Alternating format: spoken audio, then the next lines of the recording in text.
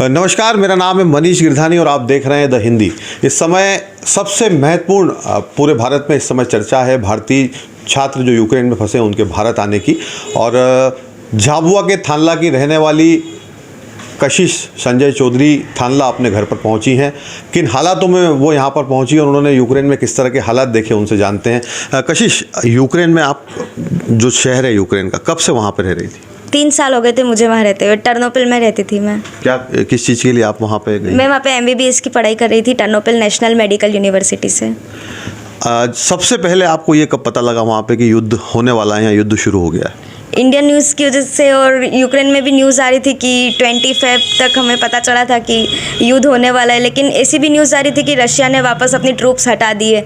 कुछ confirm news हमको नहीं पता पड़ रही थी और यूनिवर्सिटी वाले भी हमको आने नहीं दे रहे थे। वो मना कर रहे थे कि सिचुएशन अंडर कंट्रोल है अभी।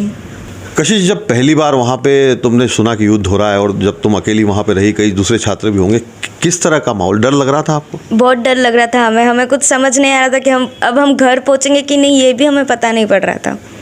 तो आपने फिर किससे संपर्क किया सबसे पहले? हमने हमारे एजेंट डॉक्टर प्लस एजुकेशन से संपर्क करा। उनसे बात करी, इंडियन एम्बेसी की हेल्प लेना चाहिए, पर यूक्रेन में इंडियन एम्बेसी ने हमारी कुछ हेल्प नहीं करी।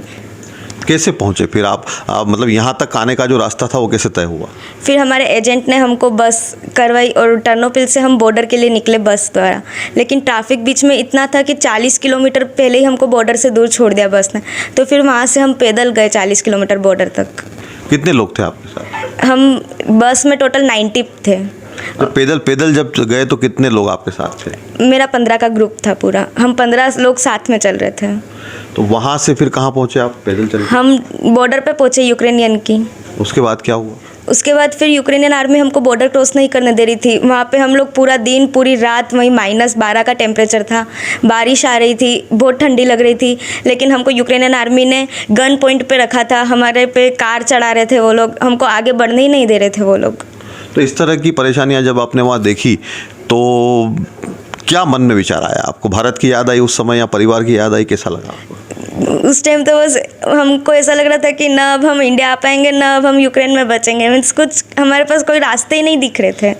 सबसे पहले उम्मीद की किरण कैसे, मतलब जिसको बोलते हैं ना कि एक डर एकदम कब खत्म हुआ, आपको लगा कि अब हम पहुंच जाएंगे भारत, वो सीन कब बना वहाँ? जब PM मोदी जी की हमने न्यूज़ देखी कि उन्होंने इंडियन बच्चों के लिए फ्री में फ़्लाइट वगैरह सब मतलब लाने का कोशिश करी है, तो उसकी वजह से हमको थोड़ी होप मिली कि अब हम आ पाएंगे।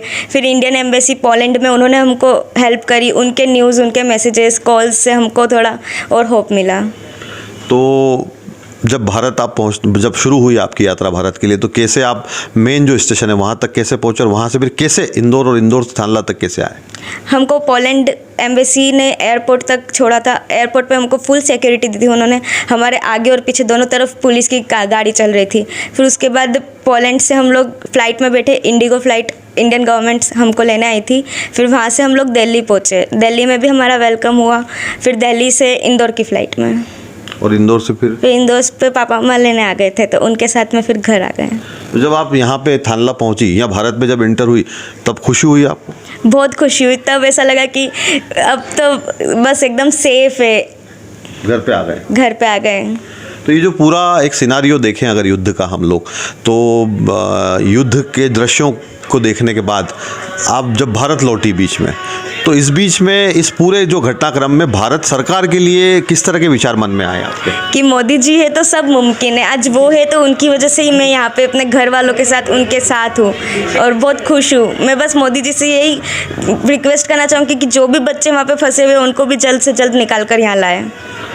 एक चीज़ और आपसे जानने की कोशिश करेंगे कि जो ये जो युद्ध होते हैं, युद्ध जैसे आपने किताबों में पढ़ा होगा, आप उसको देखा भी प्रैक्टिकली वहाँ पे युद्ध, आप मानती हैं कि इससे जनता और देश सभी का नुकसान होता है? हाँ, इससे बहुत नुकसान होता है। पूरे यूक्रेन की हालत इतनी ख़राब हो गई है कि वहाँ पे अब कुछ नहीं बचा है। अब पता नहीं कि हम आगे पढ़ाई भी वहाँ पे कर पाएंगे कि नहीं। लेकिन अभी खुश हैं आप, घर आ गई? हाँ, अभी बहुत खुश हूँ मैं। घर आ गई हो तो जो लोग, जो ऐसे बच्चे हैं अभी भी वहाँ पे फंसे हुए हैं, उनसे कुछ बोलना चाहेंगे आप? कि वो भी जल्द से जल्द घर आ जाए और सेफ रहे वहाँ पे बंकर में, और उनको इंडियन गवर्नमेंट बहुत जल्दी घर लाएगी, वो उनकी होप नहीं छोड़े। तो ये थी कशिश संजय चौधरी, जो बता रही हैं कि किस तरह से उन्होंने वहाँ पे युद्ध को देखा, उन्हें डर भी लगा, लेकिन जिस तरीके से पूरी हिम्मत के साथ भारत की सरकार पे भरोसा रखते हुए वो आगे बढ़ती रही और आज वो अपने घर पे पहुंची है। भारत सरकार को जहां वो धन्यवाद दे रही हैं, उसके साथ में वो इस बात की उम्मीद भी जता रही हैं कि जल्द ही जो और बच्चे हैं वो भी जल्द भारत लौटेंगे। आप देखते रहिए द हिंदी।